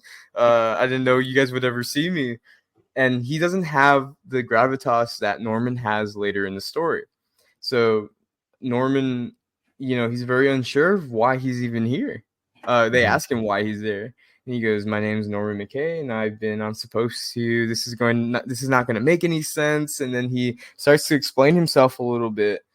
And right before he kind of gets to the point and Superman's like drilling into him, Dick Grayson goes, the prison, they're having a riot. We need to go. And that's when, everyone starts getting ready, especially Wonder Woman. They go and they talk to the UN for a bit. And the UN, and the UN is like, you need to get a handle on this before we do.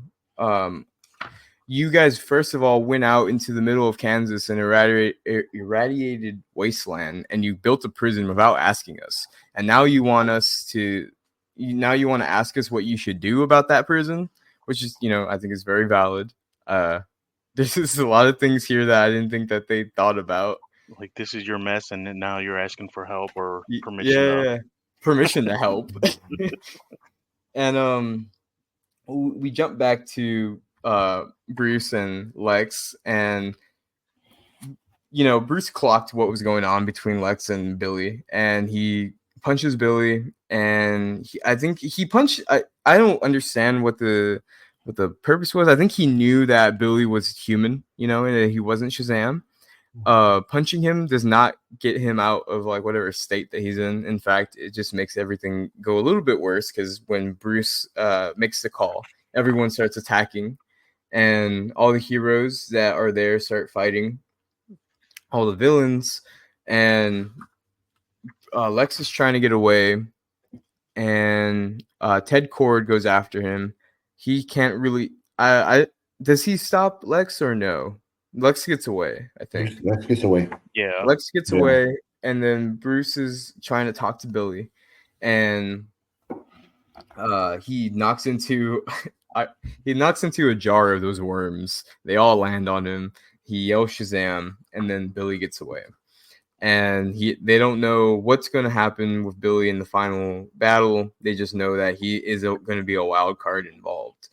And this is when we jump to that scene that we mentioned earlier where Diana is getting ready for war. She goes, I'm sorry. Cal goes, yet another side of you I'm not comfortable with. Diana goes, get used to this one. A soldier unprepared has no business calling herself a soldier. More Amazonian wisdom. Isn't it possible that we've already won the big fight? Once the riders are calmed, we can instill. And this is the thing that we're seeing is that I think Cal's optimism gets the best of him in this story. You know, the funny part about that whole scene was, that whole page is Wonder Woman getting ready and Norman just sitting on the bed. What? Wonder Woman getting ready. Oh, Norman, I didn't even catch that. Yeah, like he's in the corner, just like sitting there, like watching Wonder Woman change. This is the best part of this whole deal. I didn't even catch that. That's hilarious. I wonder. There's probably a lot of other scenes too, huh? Where Norman's just in the background. That I'm sure if we went back and looked, we could probably see it. But in this whole argument is when the kiss that I knew of was that one. Norman in the background again, watching. If you look at the kiss, he is in the background of that kiss. But that scene was really cool because they kind of like got ready and they were both like they were arguing because they had both two different point of views. And I mean, obviously, Wonder Woman takes off and does her thing, and get ready for the war. And I mean, we jump forward to the war, and not to jump from what you're doing, Vic, but just if we get ready for that war, I mean, you see how Superman's kind of like against it, right? He doesn't want to take it to that extent, but I mean, as I'm reading this, I'm thinking to myself, like, you got no choice, man. What are you talking about? Like, you gotta follow what Wonder Woman's doing is right. Yeah. So that's what I was going to bring up to you guys is that, you know, a lot of his idealism is getting in the way of, I guess you could call it progress. There's that point where they're talking and he goes, "Comet gone, just like that. How could they? So your world's finally turned completely topsy-turvy. How do we handle this? I don't know. Then I do. We're going to confront the prisoners and give them the ultimatum. They must surrender. And if they refuse, then it's war. But you can't have a war without people dying." This is what that small boy from Kansas says. You know, the boy from the Midwest. The indestructible guy who spent his whole career. Because the thing is that Superman's indestructible, so he doesn't have like life or death moments. You know, that life or death moments is what causes, I think, at least in this like superhero world, life or death moments is what causes someone to take a life. Superman's never had the worry of, you know, his life on the line like that. And they even mention it in the previous page when he's like, I don't like the way you use the sword. Like the sword it's a weapon that's meant to kill. And Diana goes, not all of us have heat vision. Yeah. And we got to do what we got to do to. Yeah. You know. And so, Dad, like I completely get where you're coming from because, you know, on my reread of this too, and I, you know, knowing how this ends, I'm like, Diana's right. Diana's way was the only way that they were going to get the humans off their back. Of course, we find out that that's not even the case as it goes forward, that, you know, they were going to nuke every metahuman there, regardless of the situation that happens there. But at this point where we are, I think Diana's right too. You know, Superman's indecisiveness, which is, you know, the big part of the story, his inability to pass judgment is the reason why we're in this situation. And here it comes that I had to play the bad guy here because everything going so well, but we hit a point that we're so past time that I'm gonna ask you to hit the point of the hit the battle. But one thing before the battle, and I say that, Gabe, because I'm always a bad guy, always counting the minutes. But right before the battle, when he goes back and he goes to Bruce Wayne and he pops in there. That's probably, you know, and the last book I picked my favorite scene. I think that's my favorite scene of this book when he pops up in Bruce Wayne's cave and like he just crashes through the rock. Yeah, and Bruce just turns around like, what? He's not surprised by it. Like okay, what?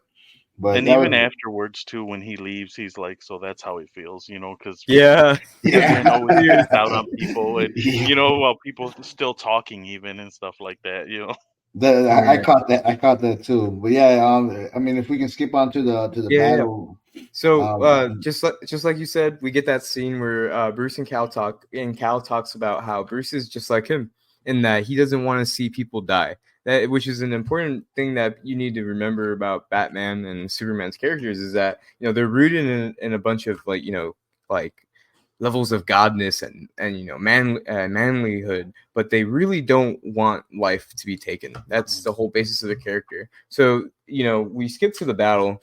Well, we're not skipping. We're getting there. It's the fourth. It's the fourth issue.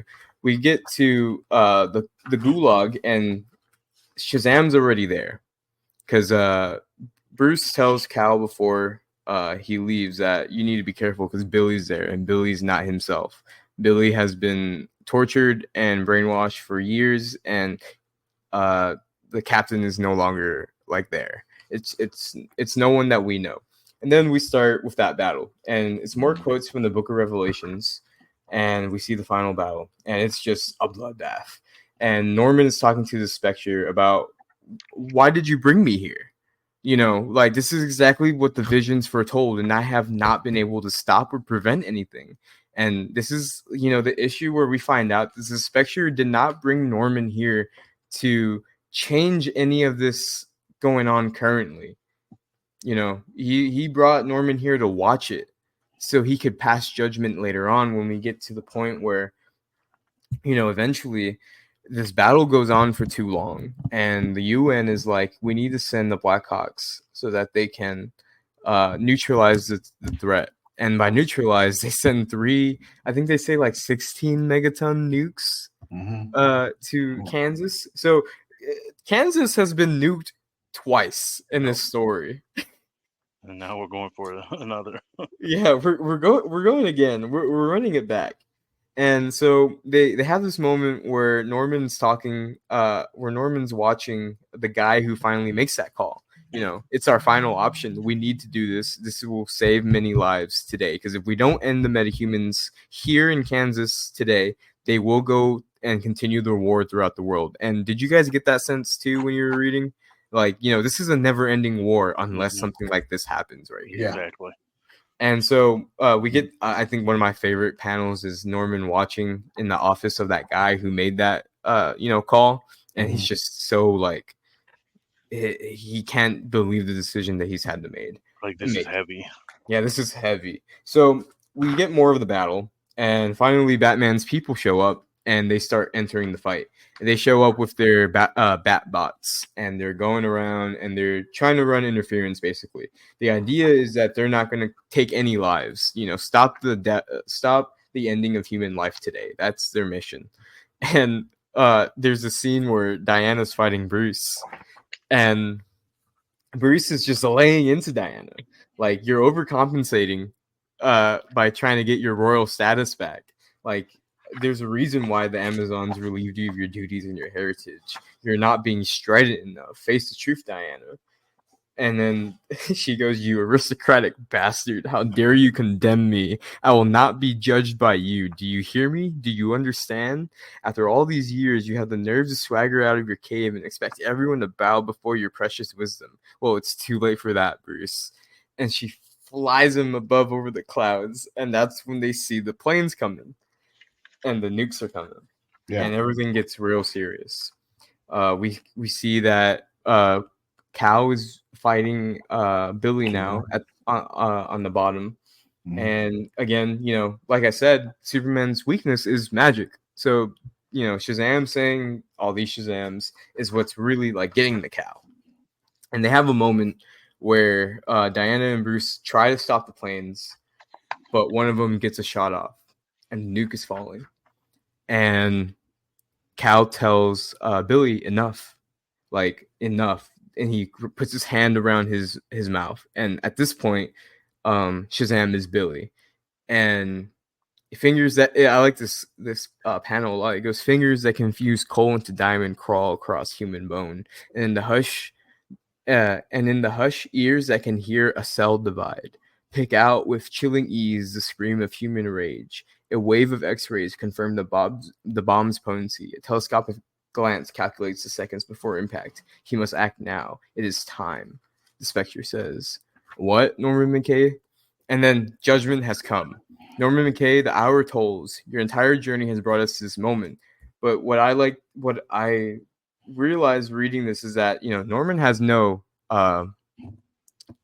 nothing to do with the decision that Billy Batson makes, has nothing to do with the decision that Superman makes. The fate of the metahuman and human relationship is put into Billy's hands.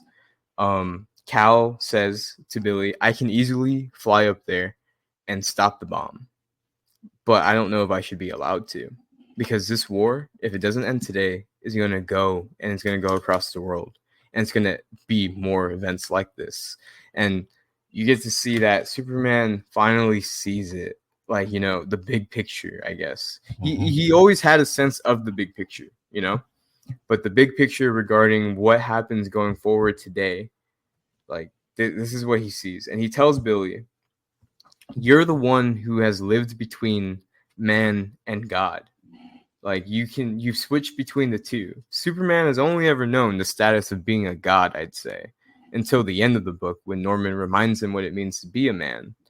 And he gives that choice to Billy. You've been both, so make the decision for both gods and men today, right here, right now. And I don't know what you guys thought was going to happen, but I didn't think, the bomb was still going to go off. I thought Right. Billy was going to be able to get it out of there. Stop it. I think Clark could have been able to get it out of there, Mhm. but Billy doesn't do that. Billy kind of does what both sides need to happen. The bomb explodes above them just enough that we find out later that Green Lantern was able to, shield some people, and other people were able to, like, get away in time. I think most of the Flashes survive in this story because they're able to just run out of the way. Billy goes, Shazam, Shazam, Shazam. The bomb goes off, and all that's left is Superman. And after in the rubble, it's just a man crying and, like, upset at what happened. And the Spectre points at Superman and goes, judgment. And Superman looks around, and you see all the bones of everyone that was in that prison, and everyone that came with Batman, everyone that came with Diana. And there's nothing but rage in Clark's face as he gets up, and he starts flying towards the UN, and he goes through the roof, and he has every intent on killing everyone in there. One doesn't go through the roof and start, carrying it without the intent of crushing everyone below it. Right.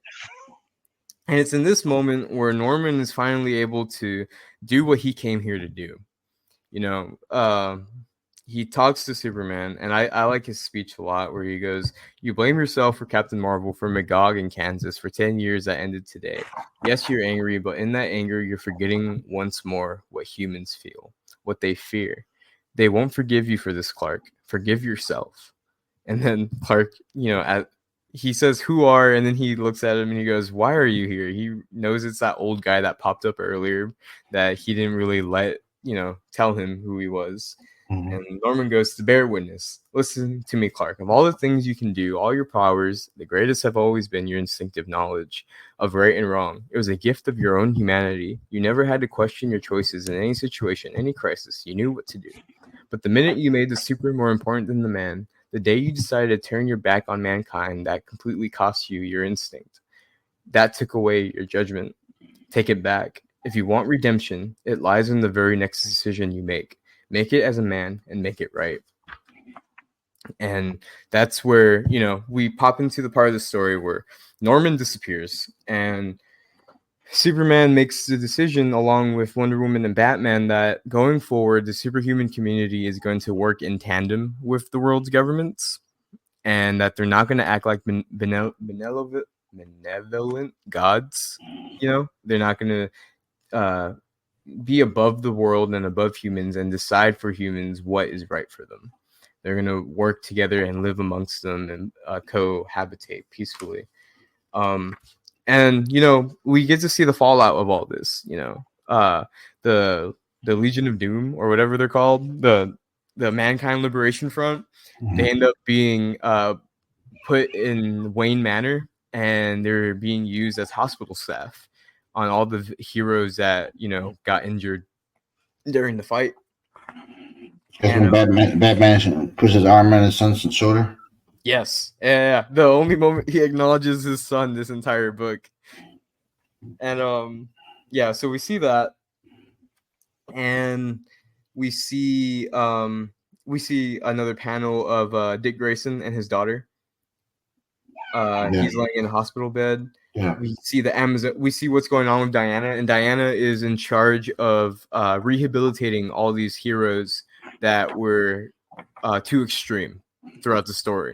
So we see the Joker's daughter. We see 666. I think Von Bach died, but there's a few other people there. And that's Diana's role now.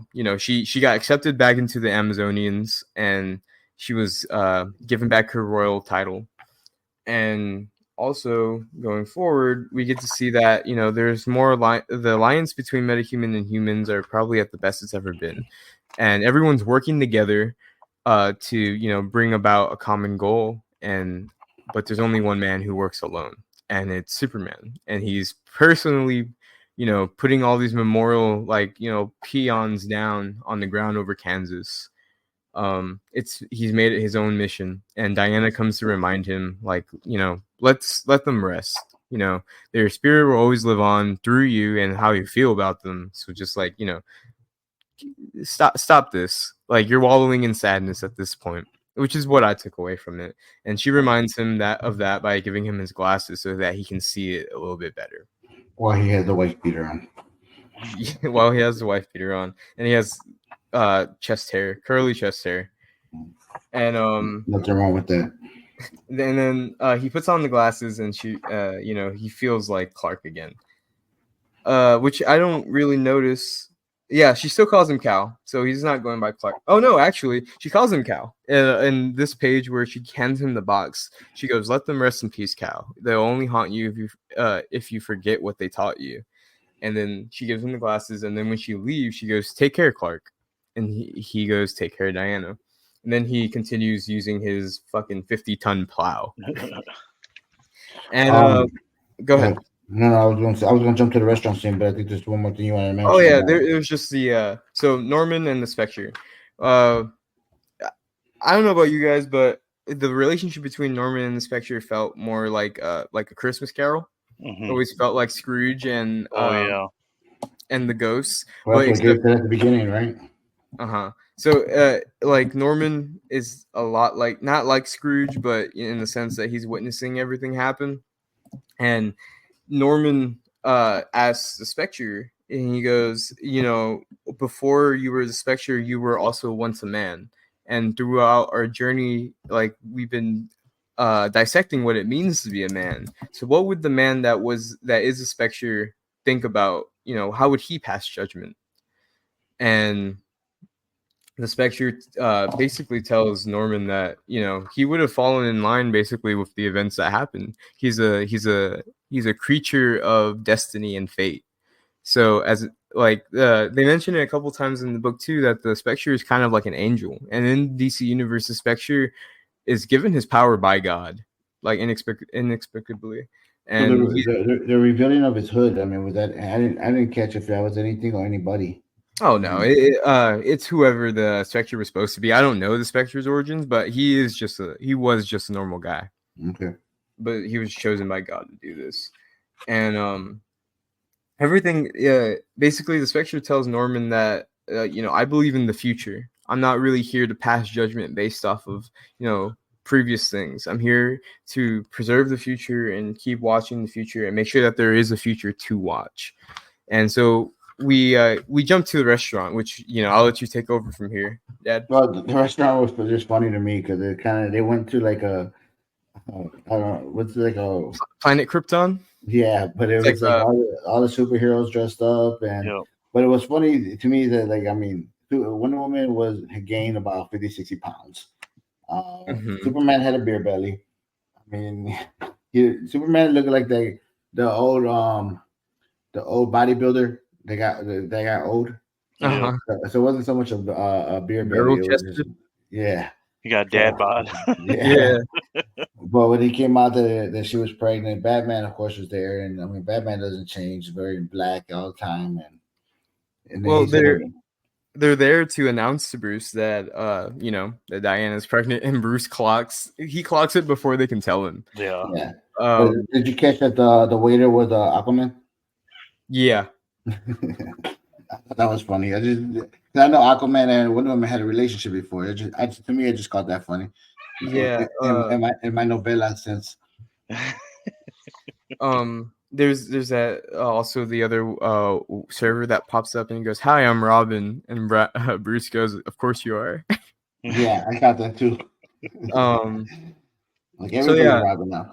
they're there to tell Bruce about the pregnancy, and Bruce goes like, I already knew, like, you're pregnant. Like, you're an Amazonian woman who hasn't aged in 1,000 years, and you've gained weight. Like, the only the only way that could happen is if something internally is happening in case you're pregnant. And they ask Bruce to be the godfather of their baby, so that their kid could have human guidance from someone who knows what it means to be human down to the bone. And I say down to the bone because that whatever he's got going on, with his back support or whatever, that shit's got to be drilled into his bone to make sure he's okay. Yeah. Yeah. But he understands what it means to be a human, and that's the purpose of Diana and Clark asking him to be the godfather. And they're talking about the influence of a mortal man on the child of two basically gods. A demigod is what this child would be. And when they're walking out of the restaurant, they Bruce no yeah Bruce is saying the child of Superman and Wonder Woman and Batman. Imagine the kind of kid he will be. Heal, and then Wonder Woman interjects and goes shield, and then Clark goes B. Battler for truth and justice in a new American way. I can hardly wait to see it for myself. Let's go home and dream about the future. So just for me, who's out of not in the comic book world, did they have a kid? No. So Oh, remember, this is all Elseworld, so yeah, it's all like not canon.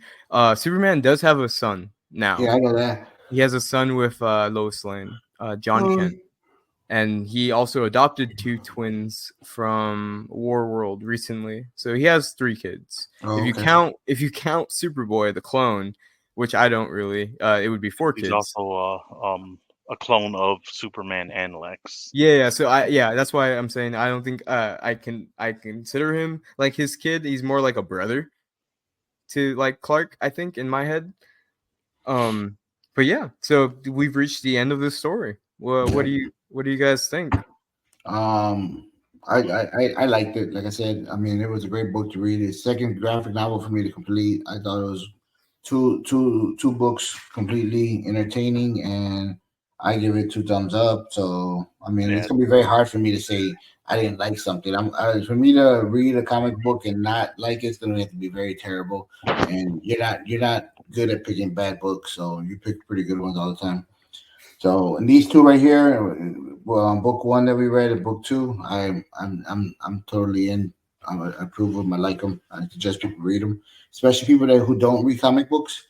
They should check out these 2 because they kind of give you 2 different versions and how to read comic books. Mm-hmm. And you'll start learning. And one thing I mentioned to Victor during the week was, Gabe. I don't know. For me, it was Mhm. very difficult to interpret the scene change.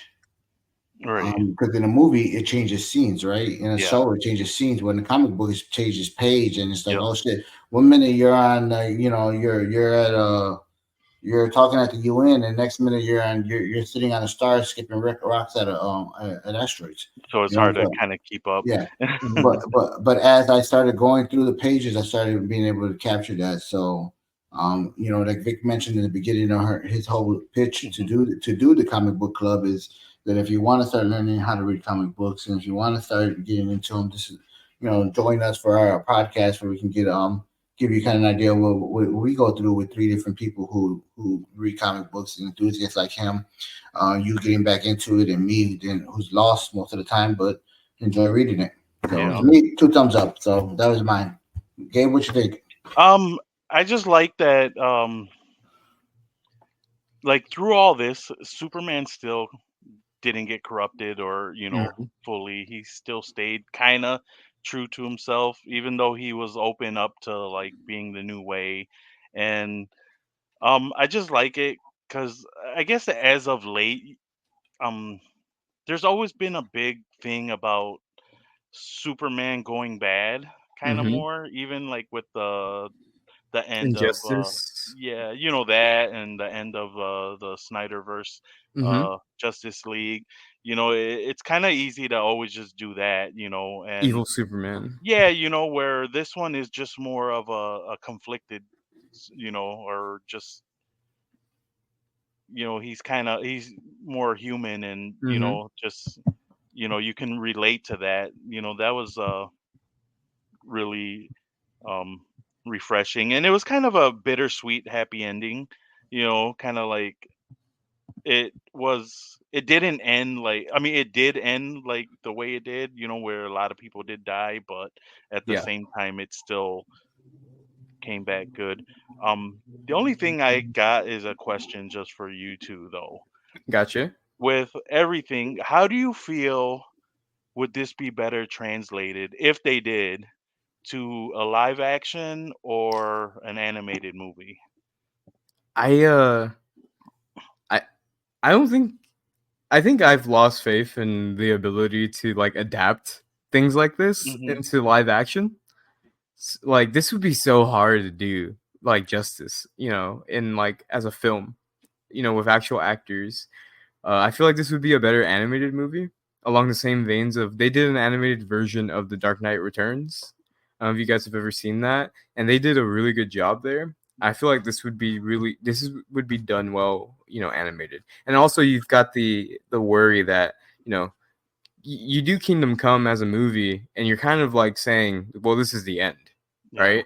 Because this is what Kingdom Come. We talked about at the beginning that Kingdom Come is just supposed to be the end of the DC universe. Which ironically, at the end of this book, it's a lot of looking forward to what the future can hold, not so much being an ending. Back in my day, Mhm. we'll go back to the whole rhyme and reasoning thing. But back in my day, they would make um like animated movies that would be on the big screen. I don't know why they don't do that so much anymore. They do. They do a little here and there, like the Ninja Turtles and stuff like Or that. Killing Joke was in theaters. Yeah. But I think this would be a good animated with a lot of production behind it. It'd be good to have in theaters. It Hmm. was good. I liked it. I mean, like I said, I The think it'd be. I would watch it. the only thing I would say about it being animated is because depending the style you did, if you did it like Mm, any normal animation, it kind of takes away from what the book was like, the I hyper see. realism and the artwork from it. But Yeah. then is if you try to translate it to like, actually realistic. I mean, it's almost one of them things that like, damn, this book is this story is so damn perfect. It's just got to be left alone almost like, out of That's a fear of great ruining point. it.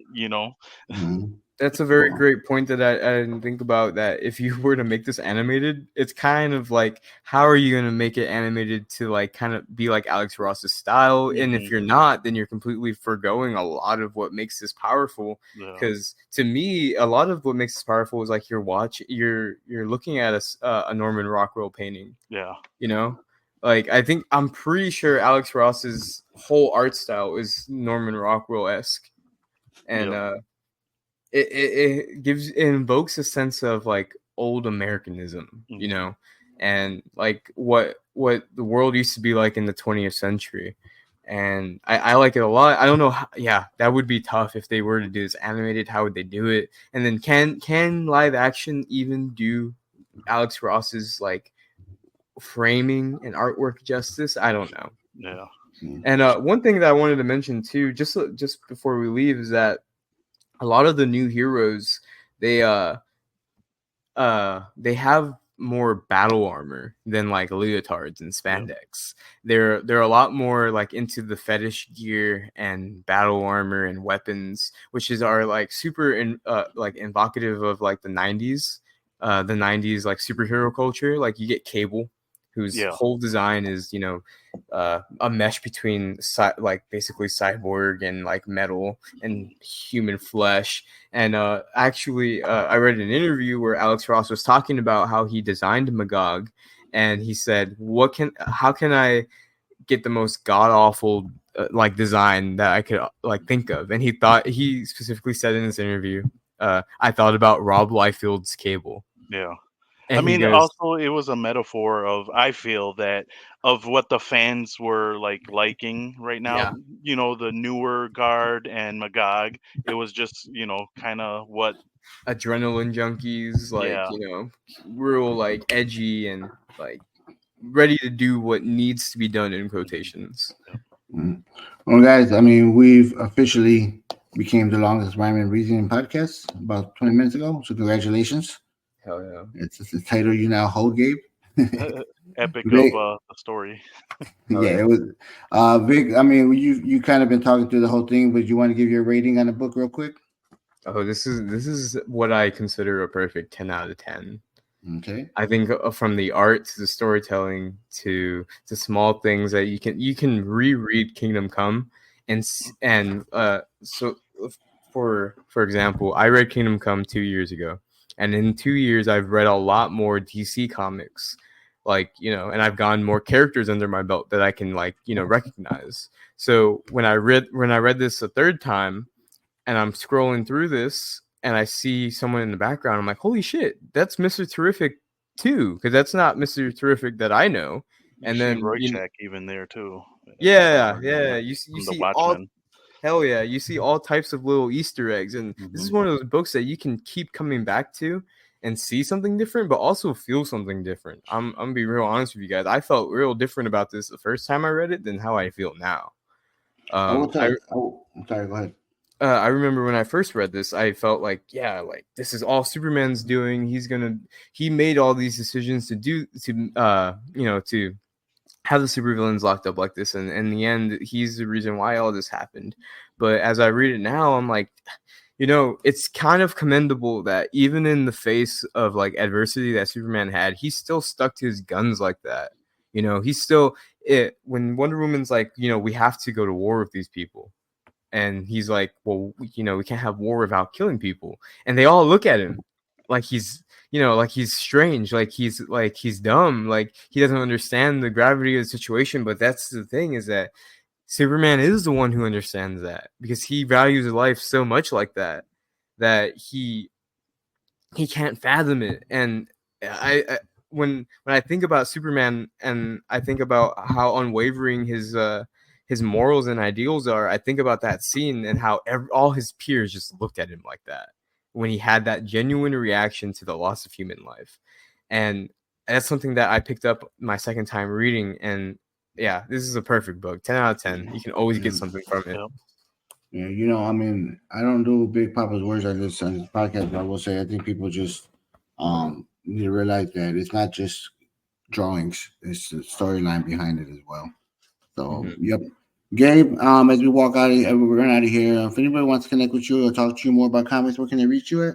At Facebook at Gabriel Feliciano, or on Instagram at GabesPicks.com, or not .com, but at GabesPick. All Hell yeah. right, and Victor. You can find. I think it's just Victorino dot underscore MP4 or dot MP4, Okay, and you something can like that. follow. You can follow us on our Instagram page at Rhyme and Reasoning _ podcast. Please don't forget to send us any comments whenever you hear this podcast or any other ones. You catch all the first season of Rhyme and Reasoning on all streaming channels, especially Spotify. Don't forget, we'll be back for season 2 of Rhyme and Reason in October. And in between, we're also going to have a very special episode coming soon with our other co-host, Deanna.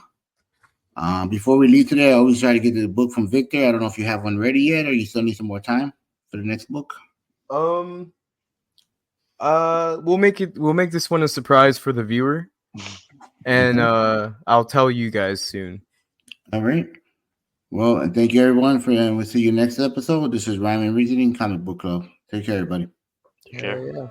Take care.